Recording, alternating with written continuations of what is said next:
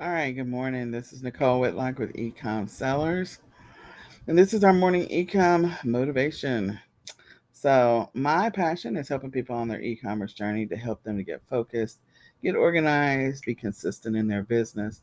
If that is you, if you're a person that needs some support, some assistance, some guidance, like, oh, wait a minute, we did not hit the speaker button. So, good morning.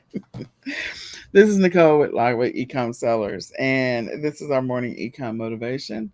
And my passion is helping people on their e-commerce journey. If that's you, if you need some support, some guidance on getting focused, getting organized, staying consistent in your business, and I'm here for you. You can schedule a free 20-minute coaching session by going to ecomsellers.com, clicking on freebies, and scheduling a free 20-minute coaching session. Now, we do these morning econ motivations every morning. So we are live on Clubhouse. We're also live in the e-commerce planning Facebook group. And what we do is we pick a topic, a random topic. It's not really random. There's a handful of topics that we pull from. And today's topic happens to be procrastination. So I go in search of an article that kind of covers procrastination from an entrepreneurial standpoint. And today's article comes to us from Entrepreneur Magazine, and it's talking about 10 ways to beat procrastination for peak performance. So let's check out this article, see what they have to say about what we can do to help with our procrastination in our life and in our business, and hopefully help get us all back on track or where we need to be on this e commerce journey. So, with that, again, we're live on Clubhouse. We're also live in the e-commerce planning Facebook group. At some point, we'll be live on Instagram. So let's go ahead and take a look at this article. So it says 10 ways to beat procrastination for peak performance. So I think all of us run into I call it the procrastination monster, the gremlin. There's always something, either it's one thing or it's multiple things that we're dealing with. And so, there's not enough time in the day. We kind of prolong it and go, it's going to take longer than we really think it does. And then we eventually sit down and do it. And we discover, oh, well, really, I was just dragging my feet on that for no reason. I'm sure all of us can relate. Our kids at this point, like my kids are out of school, so that's a common thing when they're getting ready to study for, well, if there's a test that's coming up on an assignment. They were given the assignment 2 months ago or 2 weeks ago, and then they're down to the wire last minute, just pulling it together.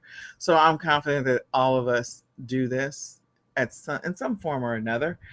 Maybe some do it more than others. And so if you find yourself being one of those people that procrastinates a lot, hopefully this article is going to help you.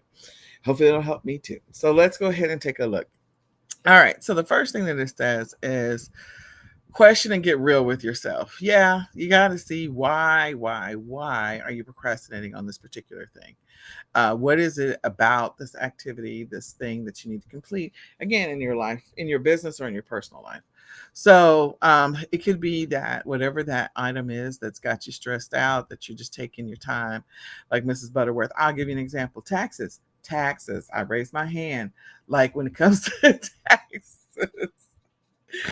I have everything that I need, but I feel like it's one of those things that I run from so bad. And I know I'm not the only person. It's like, oh, the dreaded taxes. And so you just kind of, I don't know, drag your knuckles on the ground. But in any case, what is it? What's the pressure that's behind it? Why do you feel like you need to procrastinate on a particular item? For me, it is just the dreaded. I know I'm not going to owe, but it's just the amount of work and the number of questions. And it is one of those things that's going to take more than an hour to finish. Okay, it is. So yeah, I know it's like, okay, this is going to suck up a bunch of my time and I really don't even get started. But you also have to think about what are the consequences when you are procrastinating on something. Like, what are those consequences that will potentially motivate you to not procrastinate about this particular activity or item? So, get real with yourself, ask yourself some questions about the particular activity that you're procrastinating about. Again, it could be from a business standpoint or a personal standpoint.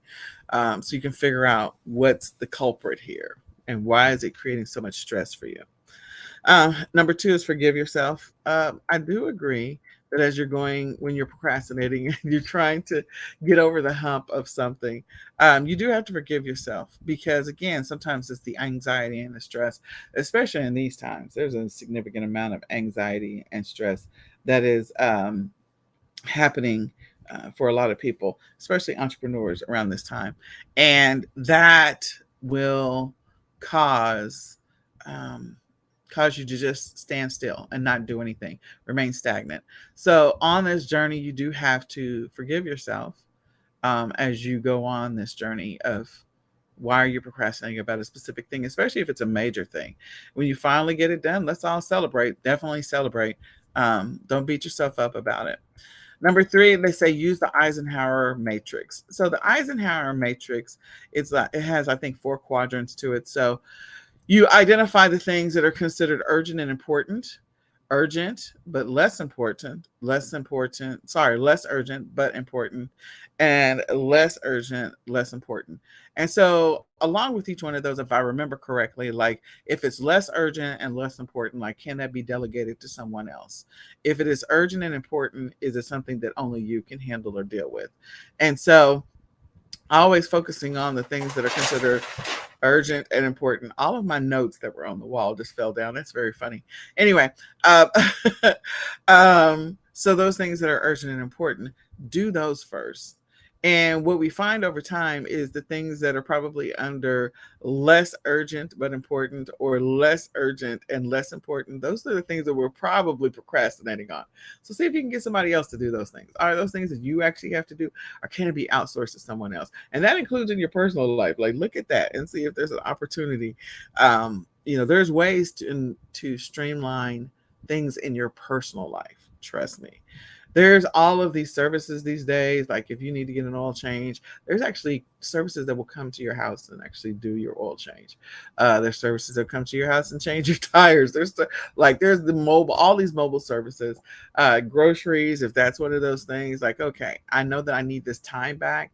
So figure out areas of your life where you can simplify or streamline it, and let somebody else, either let a service take care of it for you, let somebody else do it. Cleaning your house, getting your groceries, all that stuff can be handled remotely to some extent. I mean, somebody has to come in your house to clean your house, but you get my point.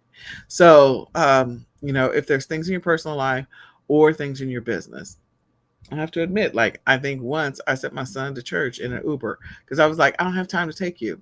I was supposed to go live on a training in about 45 minutes, and it's going to take me 35 minutes up there and back. And then I got to jump online. No, I'll do an Uber.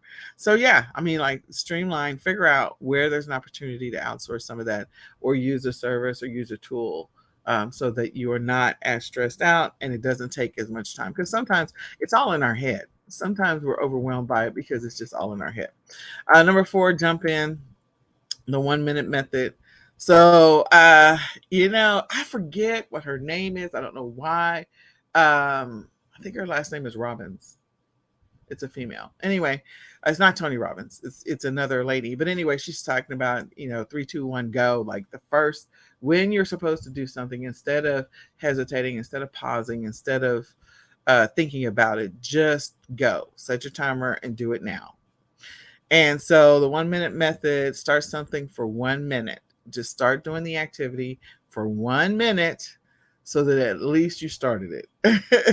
Okay, all it takes is to get into action and get moving, and it's all in 1 minute. So jump in regardless of how you feel about it. Start before you're ready. Absolutely. And that's what it takes sometimes for us to stop the procrastination. Um, the next one is to break the project up into smaller tasks. So if you have something that is pretty big for your business that you've got to do, or something that's going to take a little more time, a lot more research, whatever it happens to be.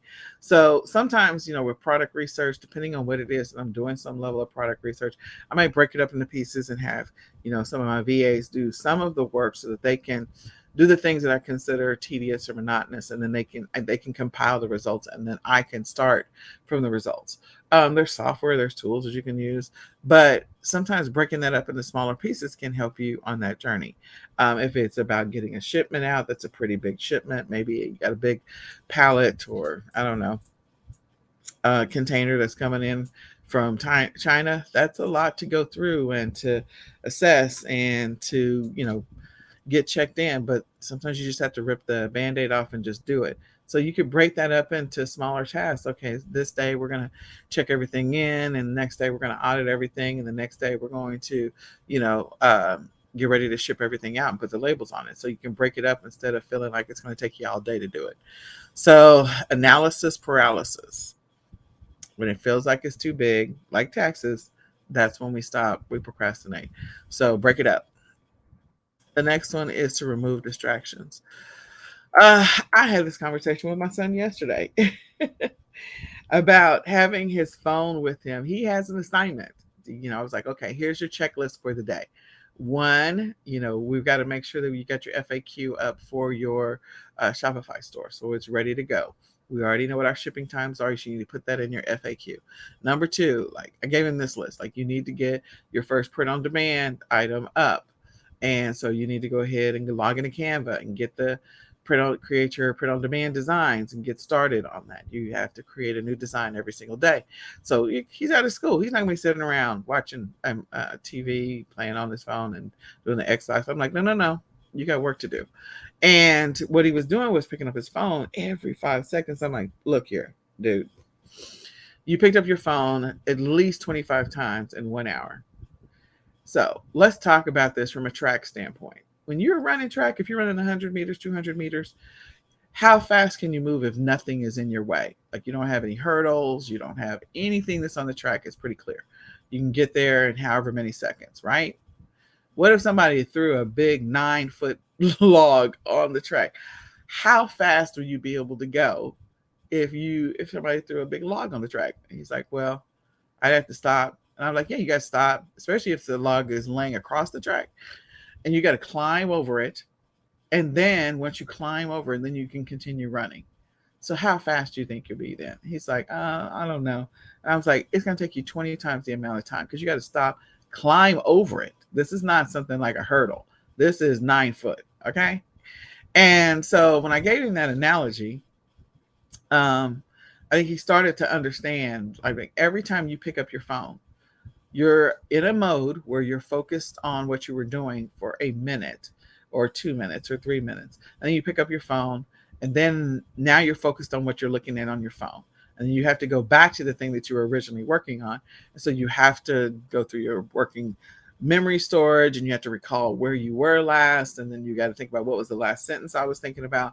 And so something that probably could take you 10 or 15 minutes to finish, you have now spent an hour to an hour and a half doing. Dude, stop picking up the phone. Put the phone down. So if that is you, you need to turn off your notifications. Turn off your phone, put your phone in another room, put it in one of those boxes. You can buy those boxes on Amazon that has a lock, a time lock, so you can't touch it, you can't do anything with it. Turn it completely off. Shut down your email, whatever you need to do, so that way you can remove those distractions that are literally going to stop you.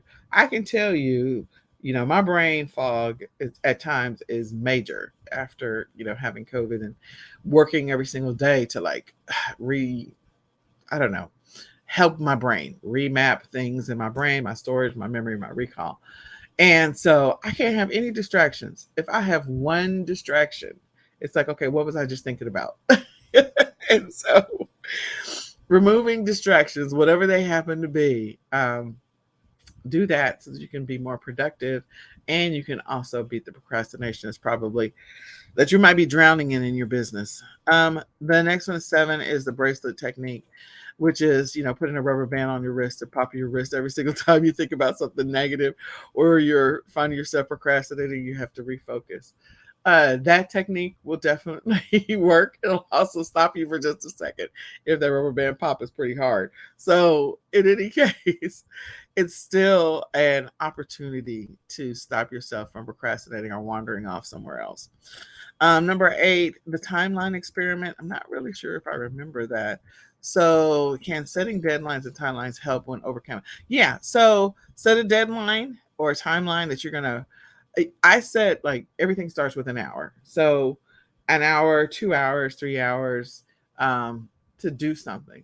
So, if it's something that's overwhelming, I might break it up into a couple of hours. Like I might do an hour in the morning, an hour in the afternoon, an hour in the evening. Now, it depends on what it is because all of us have the most optimal time of the day when it comes to our productivity. So if you try to do something that's going to be, labor intensive or require a significant amount of juice, and you're doing it in your worst productivity time of the day, like you are not productive, don't put it there. Don't do that. But if you figure out what your most productive time of the day is, try to keep it within that window. So if you have to break it up with other little small tasks around it, that works as well. So work on it for 1 hour and then maybe do 30 minutes of something else that's fast, quick. And so then that way you can gain some momentum and feeling like you're making some progress. Then go back to it for another hour and then go do something else that's fast, quick for 30 minutes. So that may help you to sustain that momentum. Make sure you're taking brain breaks too. Sometimes we got to get up and get moving, turn on your favorite song like and dance like nobody's watching. That might help you. It'll also crack yourself up. Number 9 is reward yourself. Definitely celebrate as you make progress on the things that you're working on. And then number 10 is environment and energy. So I know that, from a productivity standpoint, you need to make sure that your environment is conducive to being able to make progress. That's for sure. But I'm trying to figure out what they mean by energy. Like, I don't know if they mean like going out and moving a little bit. So let me just read this for just a second. So, what time of the day is most effective? We talked about that just a second. And what environments are you most productive in?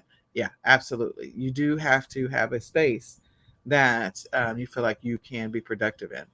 Both your environment and your energy are critical when it comes to getting into action and setting a stage to eliminate procrastination. For example, if you feel the most energized in the morning, look, and are in an environment where you feel motivated, safe, and inspired, this will lead to action. Identify which times of the day you feel best and the types of environment where you thrive or you have thrived.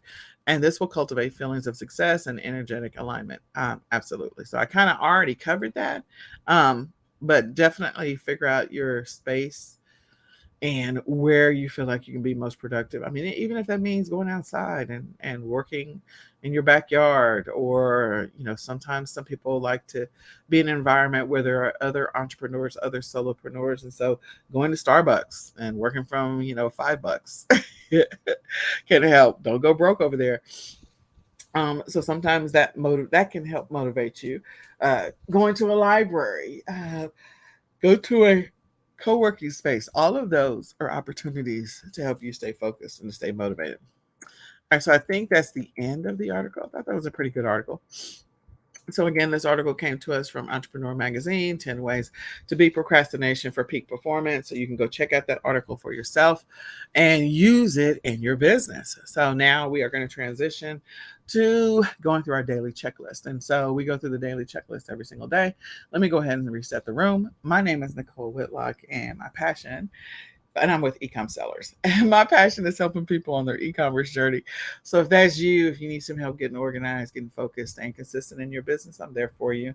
Um, I do love this. I'm not going to say that I'm perfect. I do make progress in my business, but I do love this. So if you need some help getting organized, you can definitely reach out to me. You can schedule a free 20-minute coaching session by going to ecomsellers.com, clicking on freebies, and scheduling a free 20-minute coaching session. If you feel like you need some support on your journey, then you can join eCom Sellers Academy at $17.99 a month. You get a live weekly training session, live weekly Q&A, 10 retail and online arbitrage leads, 10 wholesale leads or wholesale supplier list every single week. So you can use that to go establish some wholesale accounts on your journey if you desire to. You don't have to do anything with those. In addition to that, you can you'll gain access to 200 training videos inside of our back office, and you'll gain access to our great community. So eCom Sellers Academy, $17.99 a month. If you sign up for the lifetime, it's a one-time payment and no more. You will gain access to you'll get a free ecom planner. So if you don't have an ecom planner, I think that's one of the things that's going to help you to definitely get organized, get focused, stay consistent in your business. You can grab the ecom planner at myecomplanner.com. Again, myecomplanner.com. And you can grab the digital version or the physical version, either one of those two. Use that to help you to stay focused, consistent, and stay aware of what's happening in your business on a regular basis. So you can continue to move the needle, whatever that goal is that you have in mind in the future, whether it's to be $1 million seller or just to keep the lights on and keep water coming out of the faucet, then whatever works for you, definitely do that. So we do the weekly ecom planning sessions every day, Monday through Friday. We also do, the monthly. Sorry, I just said those all wrong. We do the daily ecom planning session every day. We do the weekly ecom planning session every Saturday morning, and we do the monthly ecom planning session the last Sunday of the month. So the last Sunday of the month is coming up at the end of this month. I kind of got ahead of myself there because that's where I was thinking. And so this Sunday we will do the monthly planning session where we're actually planning for the month of June. And we're also thinking about the next quarter, because you know what? When June is over, you're into quarter 3. Are you ready? Are you ready? Are you ready? So come and join us either this Saturday for the weekly planning session. You can join us every day for the daily planning session, or you can join us for the monthly planning session at the end of this week. So we are getting closer and closer and closer to Q4. This year is flying. Sometimes it doesn't feel like, especially if you're a little kid, like, oh, it's taking too long. That's what my son tells me all the time.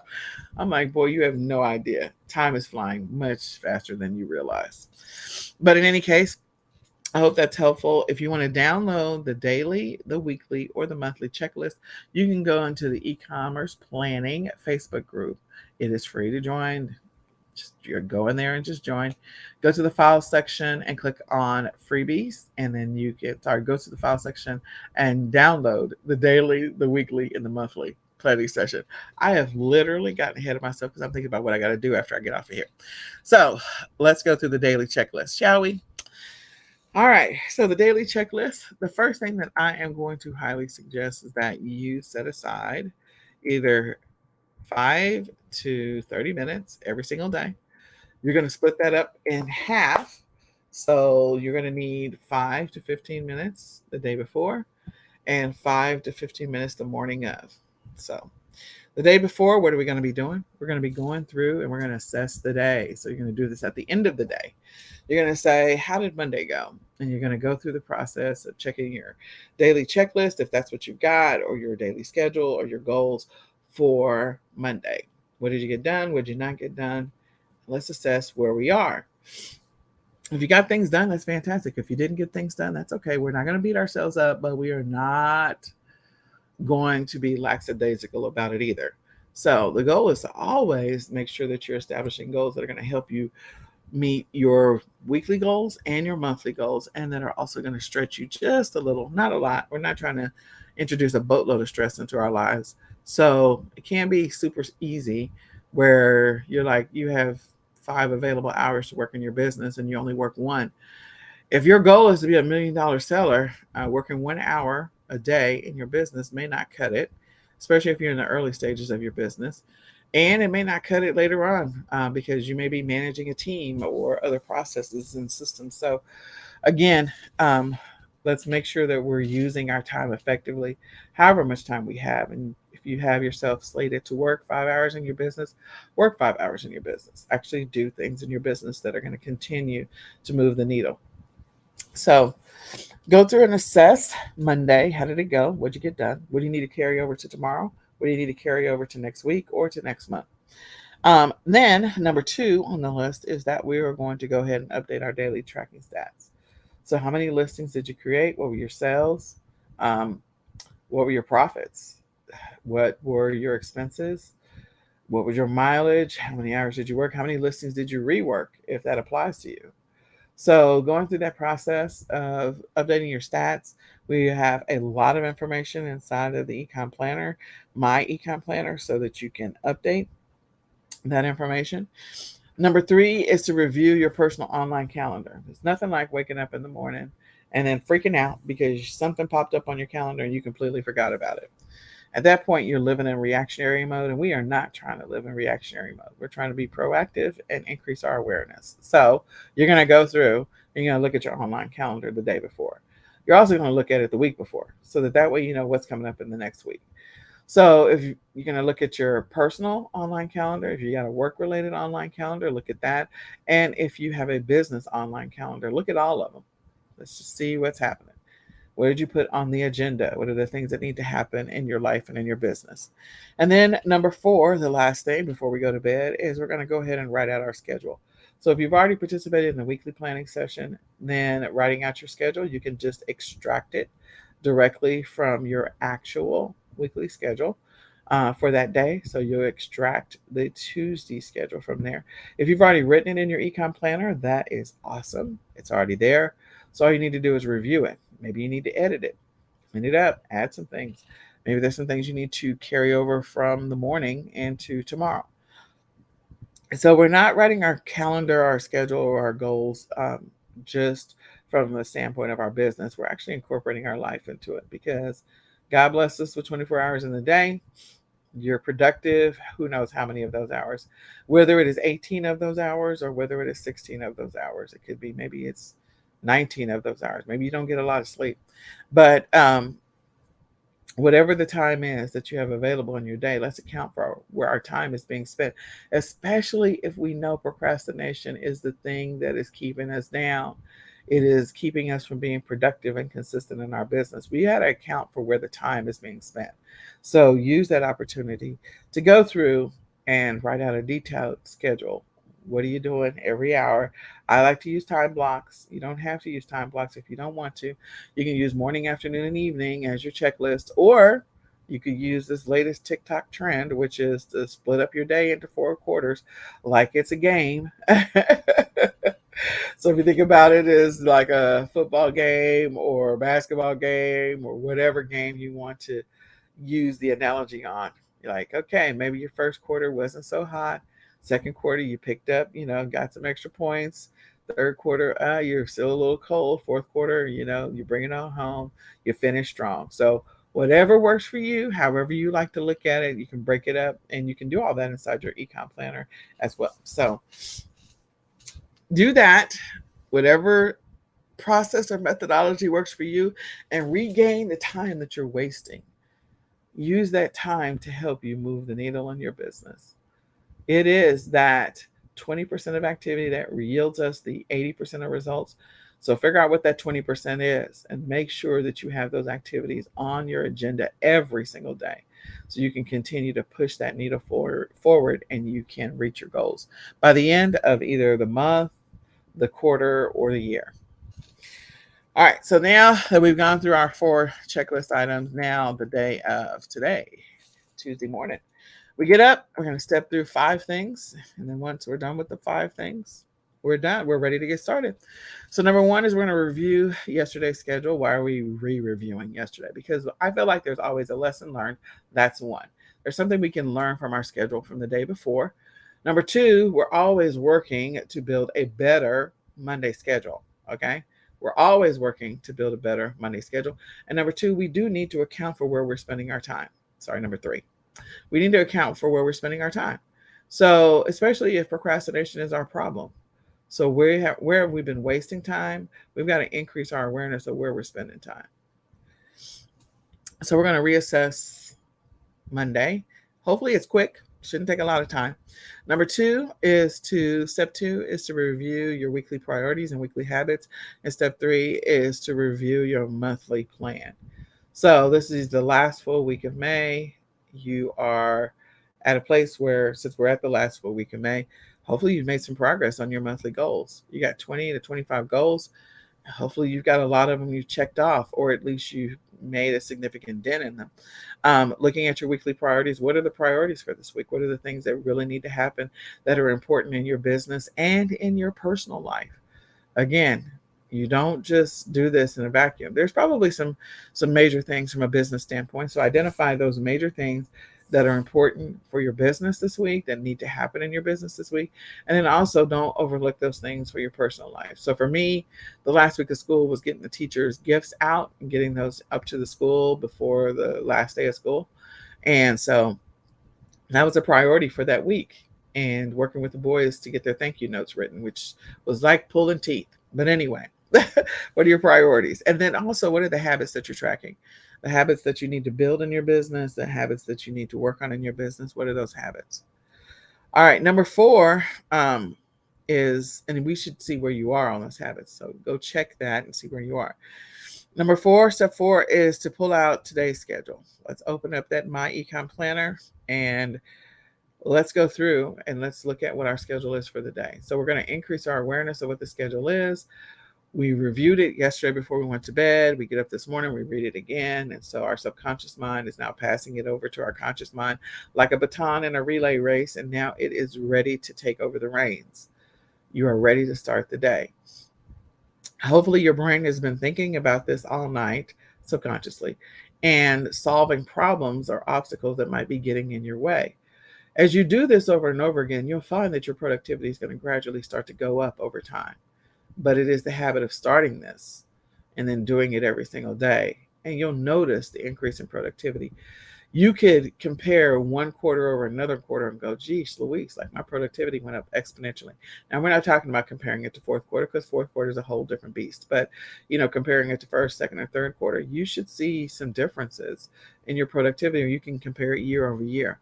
So doing this routine every single day will actually increase your productivity.